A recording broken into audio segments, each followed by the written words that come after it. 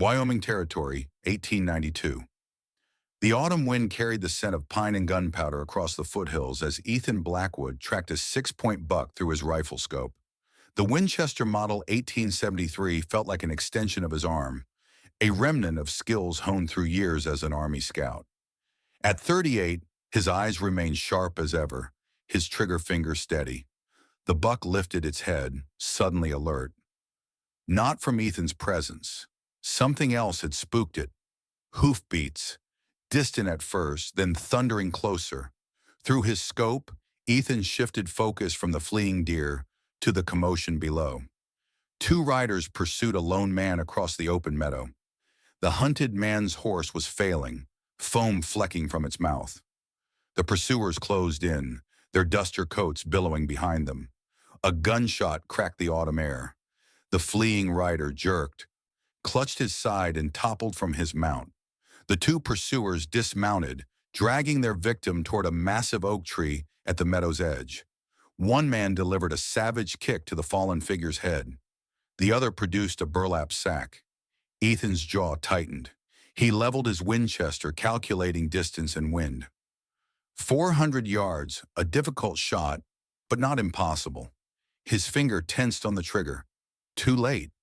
The deed was done. The pursuers stuffed their victim into the sack, tossed it beneath the oak, mounted up, and vanished into the tree line. Ethan stood frozen for a moment, then slung his rifle and descended the slope at a controlled pace. 20 minutes later, he reached the oak tree, Colt revolver drawn, eyes scanning the surroundings for any lingering threat. The burlap sack lay still. Then, a slight movement. Ethan approached cautiously, using his boot to push back the sack's edge. His breath caught. Not a man at all. A woman, young, with hair the color of autumn leaves. Her face was bruised, one eye swollen shut, dried blood caked at her temple where a bullet had grazed her skull. Rope bound her wrists raw. She breathed shallow, ragged breaths. Jesus Christ, Ethan muttered. He cut the ropes with his hunting knife and lifted her gently. She weighed almost nothing in his arms. His horse nickered nervously as he secured her across the saddle, then mounted behind her. Easy, Thunder, he soothed. Let's get home. The modest two-story farmhouse stood silhouetted against the setting sun as Ethan approached. The unconscious woman cradled before him. A small figure darted from the porch, red gold braids bouncing. Papa, you're late for supper. 4-year-old Sarah stopped short, eyes widening at the bloodied figure in her father's arms. Who's that? Someone who needs help, Sadie girl. Run ahead and clear the table. Inside, Ethan laid the woman on the kitchen table, grabbed a bottle of whiskey from the cabinet, and retrieved his war medical kit. Supplies he'd hoped never to use again after the horrors he'd witnessed in the cavalry. Sarah stood on tiptoes, peering at the woman's face. Her small hand reached out to touch the stranger's flame-red hair. Papa, she whispered, voice suddenly soft with awe. She looks like Mama. Ethan's hand stilled. Rebecca had been gone 2 years now, taken by the influenza that had swept through Timber Creek. Sarah had been too young to remember much. Just impressions, fragments, the red hair. The delicate shape of a face. She's not Mama, Sadie, he said gently, but we're going to help her. As he cleaned the head wound, Ethan discovered it was less severe than feared. The bullet had only grazed her. But as he checked for other injuries, he found something that made his blood run cold. A small scar on her inner wrist in the shape of an eagle. The mark of Ravenwood home. Every frontier settler knew of Ravenwood, an orphanage 50 miles north, run by the wealthy industrialist Harlan Bishop. Rumors circulated about the place. Children who disappeared, workers who quit and were never seen again. Nothing proven, but enough smoke to suggest fire. As Ethan stitched the wound with careful precision, the woman stirred, moaning softly. You're safe now, he said, not knowing if she could hear. You're safe. By morning, Word had spread through Timber Creek that Ethan Blackwood was harboring a stranger. Shortly after breakfast, dust rose on the road to the ranch, a lone rider approaching at a steady trot. Sheriff Thomas Holt dismounted at the hitching post, adjusting his gun belt as he climbed the porch steps. A veteran of the same war as Ethan, Holt had earned his badge through grit rather than politics. The two men shared a wary respect. Blackwood, Holt nodded. Here you've got company.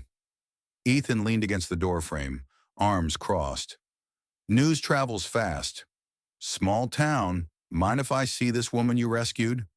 She's resting. Took a bullet to the head. Holt's eyes narrowed. There are wanted posters circulating. Dangerous fugitive escaped from up north. Red hair, female, considered armed and dangerous. She was tied up in a sack and left for dead. Doesn't sound like someone dangerous to me. That's not your call to make. Holt adjusted his hat. I need to take her in for questioning. Ethan's hand drifted to the revolver at his hip. She's half dead, Tom. Whoever tried to kill her might come back to finish the job. Let her recover enough to tell her story. Their eyes locked in silent confrontation. Finally, Holt sighed. 2 days, Ethan.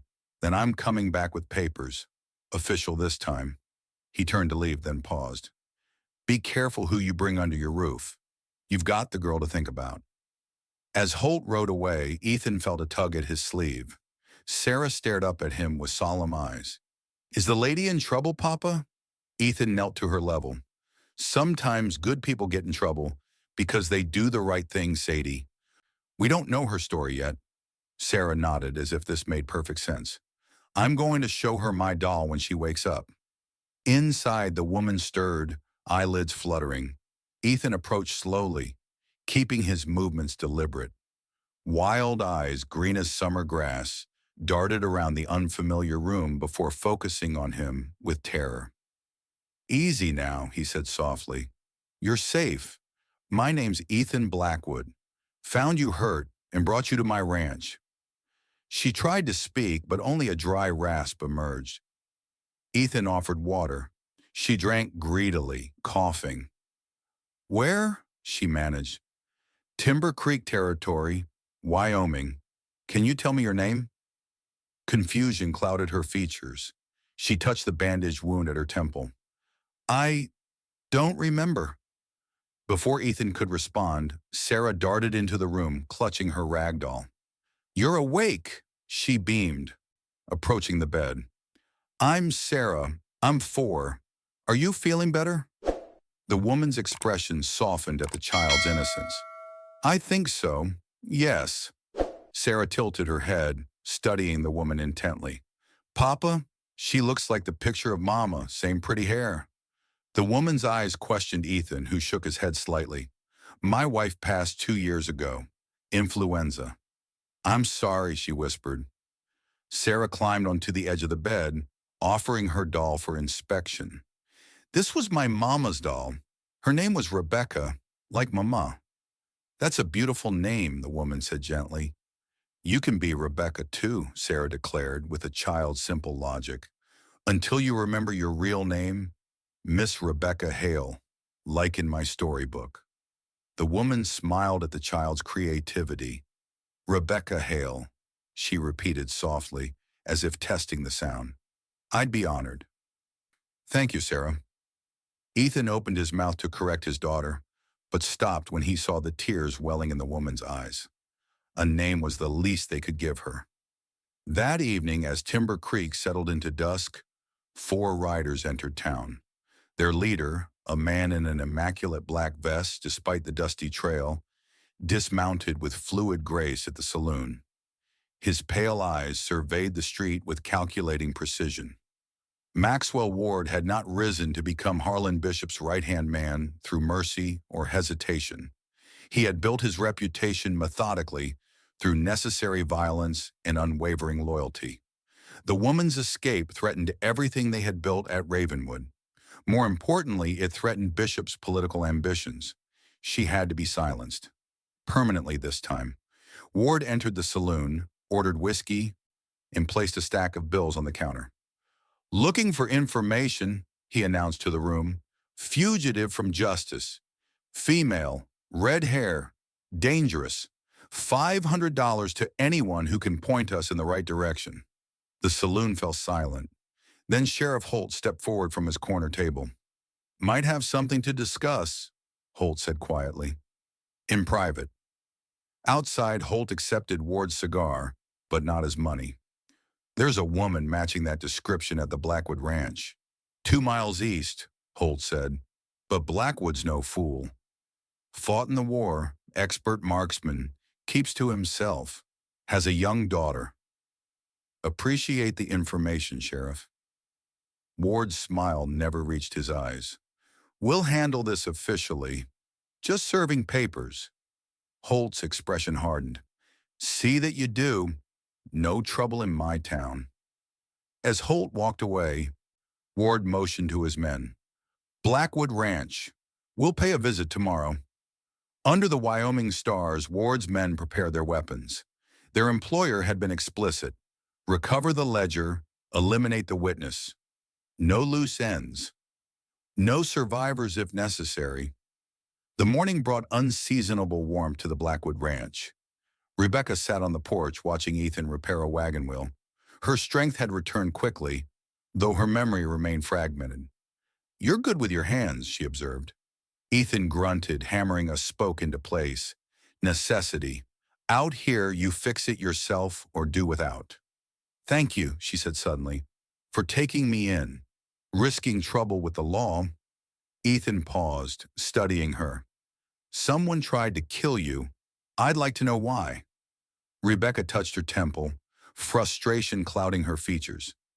I see flashes. A building with high windows. Children crying. A book with names. She shook her head. Nothing makes sense. Sarah emerged from the house carrying a small wooden target. Papa, can we show Rebecca your shooting? Please? Ethan hesitated, then nodded. Might as well. He retrieved his revolver from its holster. Stay back, he instructed, positioning the target on a fence post 30 yards away. In one fluid motion, Ethan drew and fired, the bullet striking dead center. Rebecca watched with unexpected intensity. Could I try? Ethan raised an eyebrow but offered the revolver, handle first. Careful, it's loaded. To his astonishment, Rebecca handled the weapon with surprising familiarity. Her stance shifted naturally, shoulders squared, eyes focused. She fired. The bullet hit just inches from Ethan's mark. Their eyes met in mutual surprise. Seems you've done that before, Ethan said quietly. Rebecca stared at the gun in her hand. Apparently so. That night, as Sarah slept, Ethan cleaned his Winchester by lamplight when a noise outside caught his attention. Immediately alert, he moved to the window, peering into the darkness. Movement by the stables. Rebecca, he whispered, reaching for his revolver. We've got company. She was instantly awake. How many? At least 2. Stay with Sarah. If I don't come back, you will, she interrupted, taking the small derringer he offered. But I'll protect her with my life. Ethan slipped out the back door, using the shadows for cover. Years of military scouting guided his movements, silent, deliberate, patient. He circled behind the stables, catching sight of 2 men attempting to steal his horses. That's far enough, Ethan called, rifle aimed. The men spun, drawing weapons. Gunfire shattered the night stillness.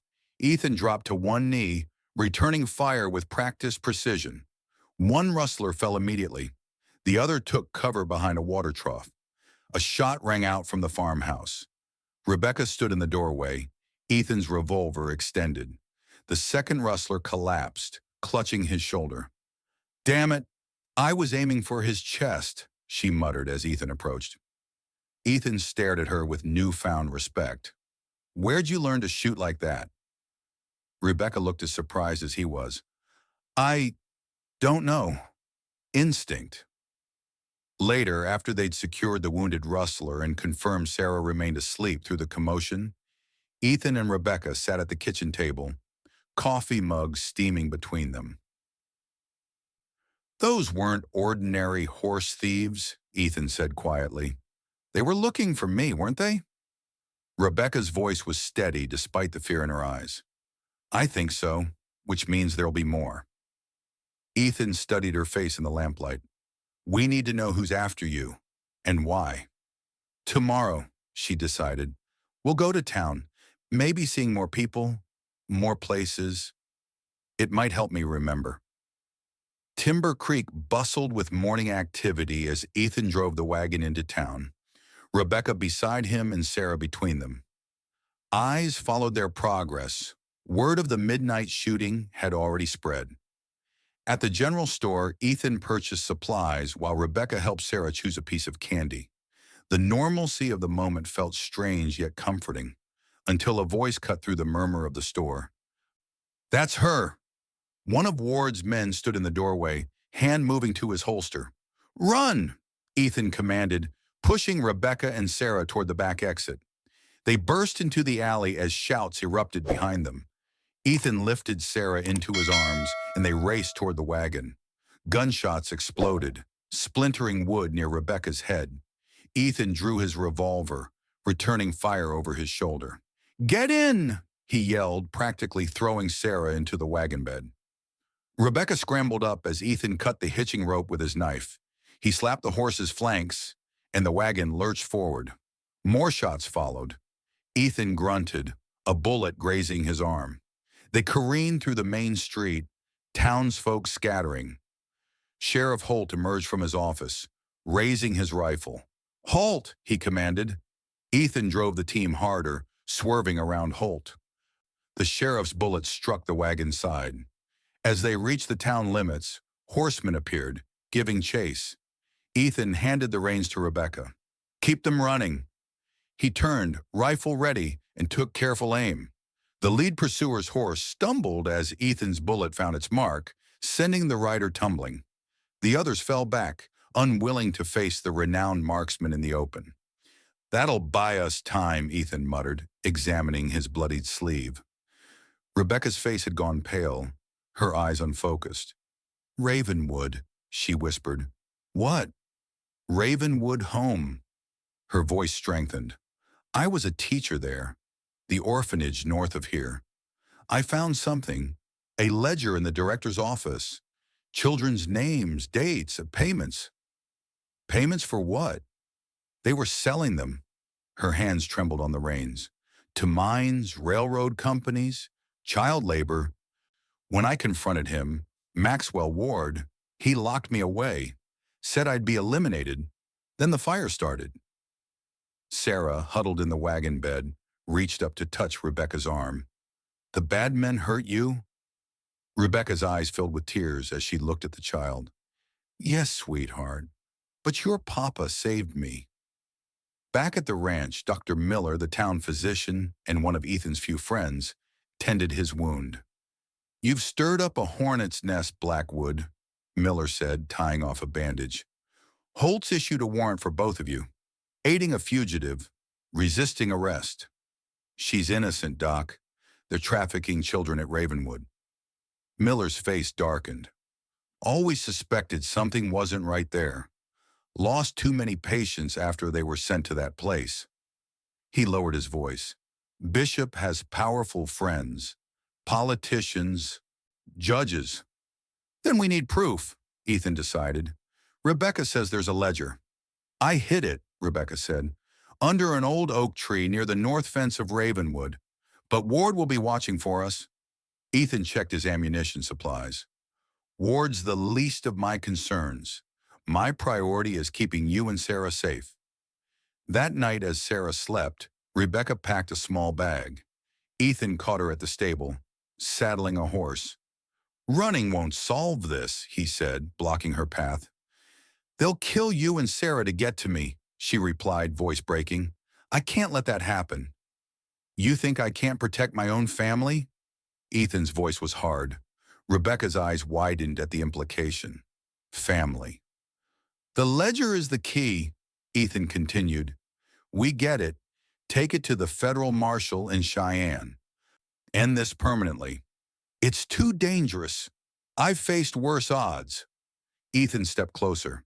We do this together or not at all. A moment of charged silence passed between them. I'll draw a map, Rebecca finally conceded. As Ethan turned to fetch paper, Rebecca swung up onto the horse. I'm sorry, she whispered, spurring the animal into the darkness. Ethan's curse was lost in the thunder of hoofbeats. The storm arrived suddenly, violent and merciless. Rain lashed the land as Ethan tracked Rebecca's trail by lightning flashes. Thunder rolled across the hills like artillery fire, bringing unwelcome memories of battles long past. 2 hours into the deluge, he found her horse, riderless, favoring a leg. His heart sank. He dismounted, following foot impressions in the mud until they disappeared at a steep ravine. Peering over the edge, lightning illuminated a crumpled figure below. Rebecca! He shouted, voice lost in the storm's fury.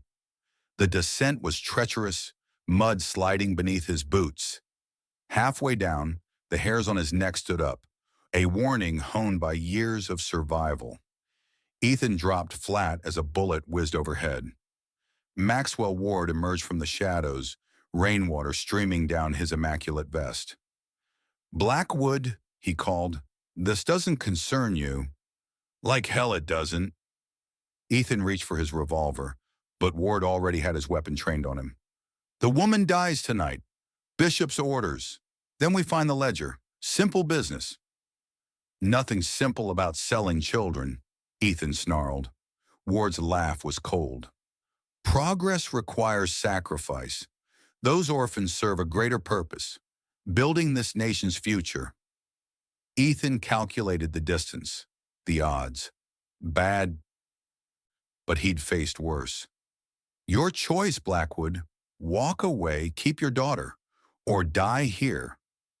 Ethan tensed, preparing to draw, when a tiny figure appeared on the ridge above them. Papa! Sarah's voice carried through the storm. Ward's attention shifted for a fraction of a second, enough for Ethan to draw and fire in one fluid motion. Ward staggered, blood blooming on his shoulder, but returned fire. Pain exploded in Ethan's thigh as he fell beside Rebecca's unconscious form. Ward advanced, gun aimed at Ethan's head. Touching! You'll die together! The crack of a small caliber pistol barely registered over the thunder. Ward's expression shifted to surprise as he toppled forward. Behind him stood Sarah, Ethan's derringer, the one he kept hidden in the coffee tin, clutched in her small hands. Bad man, she said simply, lowering the gun. Ethan stared in disbelief at his daughter, then at Ward's still form. Sarah, girl, he managed. How did you? I followed you, she explained, climbing down carefully. Like you showed me when we tracked deer. Stay downwind. Despite everything, Ethan felt a surge of pride. Is Rebecca okay? Sarah asked, peering at the unconscious woman. Ethan checked her pulse. She's alive, but we need to get her home. Sarah nodded solemnly. Family takes care of family. Rebecca recovered slowly, her injuries more severe than before. For 3 days, Ethan and Sarah maintained a constant vigil, changing bandages, spooning broth between pale lips. On the 4th day, her fever broke. When she opened her eyes, Sarah was reading beside her bed, sounding out words from a tattered primer. That's very good, Rebecca whispered. Sarah's face lit up. Rebecca, you're awake. She ran to the door. Papa, she's awake. Ethan appeared, relief evident in his exhausted features. Welcome back. When Sarah left to fetch water, Rebecca gripped Ethan's hand. Ward? Dead. Sarah? He hesitated. Sarah shot him with my backup Derringer. Rebecca's eyes widened. My God, is she? She's fine. Remarkably so. Ethan shook his head in disbelief. Says she was protecting her family. Rebecca's eyes filled with tears. Ethan, I'm so sorry I ran.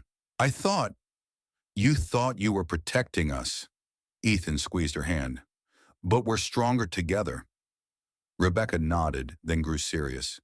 The ledger. First you heal, then we deal with Ravenwood.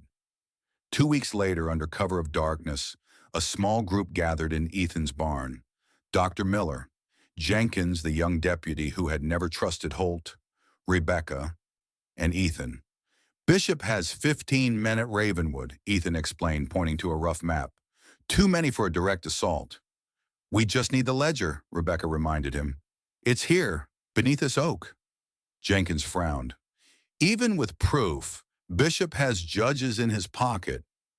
Not federal judges, Dr. Miller interjected. My brother works for a Pinkerton detective in Cheyenne. If we get him that ledger, a plan formed. Jenkins would create a distraction at the main gate. Dr. Miller would wait with horses at the south fence. Ethan and Rebecca would retrieve the ledger. That night, as they prepared to leave, Ethan knelt before Sarah. Mrs. Peterson, a neighbor, would stay with her. I need you to be brave, Sadie girl, he said softly. Sarah nodded solemnly. You'll bring Rebecca home? Promise? I promise. The mission went smoothly until it didn't. Jenkins's distraction worked, drawing guards to the front gate. Ethan and Rebecca slipped through the shadows to the ancient oak tree at the property's edge. Rebecca knelt, digging frantically beneath exposed roots. Here, she whispered, extracting a leather-bound book. As they retreated toward the rendezvous point, shouts erupted. Gunfire illuminated the night. Run! Ethan pushed Rebecca ahead as bullets splintered bark around them. They sprinted through the underbrush, the ledger clutched to Rebecca's chest. At the fence line, Dr. Miller waited with horses, but Bishop's men were closing in. Ethan boosted Rebecca onto a horse. Go! Get the ledger to Cheyenne! Not without you! Ethan fired toward their pursuers, buying seconds. Sarah needs at least one of us to come home. Their eyes met in the darkness, volumes spoken in silence. Then Rebecca spurred her horse, following Dr. Miller through the trees. Ethan turned to face Bishop's men, Winchester ready. He would give Rebecca the time she needed, whatever the cost. 3 days later, Rebecca and Dr. Miller returned to Timber Creek, not alone but with a federal marshal and a dozen armed deputies. They found the town under siege. Bishop had declared himself temporary sheriff after Holt's mysterious death. His men patrolled the streets while he held court in the sheriff's office. The federal force surrounded the building at dawn. Harlan Bishop, the marshal announced, you're under arrest for kidnapping, child trafficking, and murder. Gunfire erupted as Bishop's men resisted. When the smoke cleared, Bishop was in chains and the federal marshal held the damning ledger. But Ethan was nowhere to be found. Rebecca raced to the Blackwood Ranch, heart pounding. She found Sarah sitting on the porch steps, clutching her doll. Sarah! Rebecca knelt before her. Where's your father? Sarah pointed to the barn. The bad men hurt him, but he hurt them worse. In the barn, Ethan lay on a makeshift bed of straw, his shirt dark with dried blood. His eyes opened at her approach. Took you long enough, he rasped. Rebecca fell to her knees beside him. You stubborn fool! You could have been killed. Told you I'd protect my family. His hand found hers. Did you get them, Bishop? Yes. It's over. Ravenwood will be closed. The children saved. Relief flooded his features. Good. 1 month later, Ethan stood mending the fence line. His wounds healed to fresh scars. On the porch, Rebecca helped Sarah with her letters, autumn sunlight glitting off their matching copper hair. A rider approached, the federal marshal, accompanied by another man wearing a judge's distinctive frock coat. Mr. Blackwood, the marshal called, got some news you might want to hear. Ethan walked to meet them, hand resting casually near his holster. Marshal, Your Honor. Bishop's been sentenced, the marshal announced. Hanging in 3 weeks. The children from Ravenwood have been placed with proper families. He handed Ethan an envelope. Letter of commendation from the governor. There's talk of a reward. The judge cleared his throat, looking uncomfortable. Miss Hale, he addressed Rebecca, who had approached with Sarah. There's still the matter of the warrant for your arrest. Rebecca stiffened. Ethan stepped between them. There's been enough injustice, Your Honor, Ethan said, voice dangerously calm. Rebecca is a hero. Unfortunately, the judge continued, the law requires... The law? A new voice interrupted. A group of riders appeared on the horizon. As they drew closer, Ethan could make out nearly a dozen men and women of various ages, all bearing the same eagle scar on their wrists that Rebecca had. Their leader, a tall man in his 20s, dismounted. I'm Thomas Weber, Your Honor. I was taken from Ravenwood Home 10 years ago by Miss Hale. She saved me and dozens of others from the mines. He gestured to the group behind him. We've all come to testify on her behalf. The judge's face paled as he recognized several prominent citizens among the riders, including his own clerk. See, he stammered. Perhaps in light of this new information, the charges should be dismissed. Perhaps they should, the marshal agreed dryly. After they departed, the rescued children from Ravenwood, now grown, shared stories around Ethan's fire. They spoke of Rebecca's courage, how she had taught them to read in secret, how she had helped them escape one by one over the years. You never told me, Ethan said quietly as they stood apart from the others. I didn't remember, Rebecca replied. Not everything. Not until I saw Thomas's face. As evening fell, the visitors departed, promising to return. Sarah had fallen asleep by the fire, exhausted by excitement. Ethan and Rebecca stood on the porch, watching stars emerge. What happens now? She asked softly. Ethan reached into his pocket, withdrew a small object. His mother's silver ring, simple, worn smooth by decades of honest work. He held it between them, not on bended knee but standing tall, man to woman. Sarah needs a mother, he said. His voice, usually so steady, wavered slightly. And I need you. Is that a proposal, Ethan Blackwood? Rebecca's eyes shimmered in the twilight. Worst one in Wyoming history, probably. A rare smile tugged at his lips. But it's honest. Rebecca took the ring, sliding it onto her finger. I've had enough drama for one lifetime, she said. Honest sounds perfect. She leaned forward, resting her head against his chest. Ethan's arms encircled her, tentative at first, then secure. They stood that way for a long moment, two souls who had found harbor in each other. From the doorway, Sarah watched through sleepy eyes. I knew it, she whispered triumphantly. A week later, under a golden autumn sky, Rebecca became Rebecca Blackwood in a simple ceremony attended by the townsfolk of Timber Creek. Dr. Miller stood as witness. The children Rebecca had saved formed an honor guard. As they spoke their vows, a rider appeared on the horizon. He wore a Pinkerton badge on his coat. Mr. Blackwood, Mrs. Blackwood, he called. We need your help. There's another operation like Ravenwood in Montana. Children in danger. Ethan exchanged a glance with Rebecca, then checked his revolver. Some battles ended. Others were just beginning. But this time, they would face them together, as a family.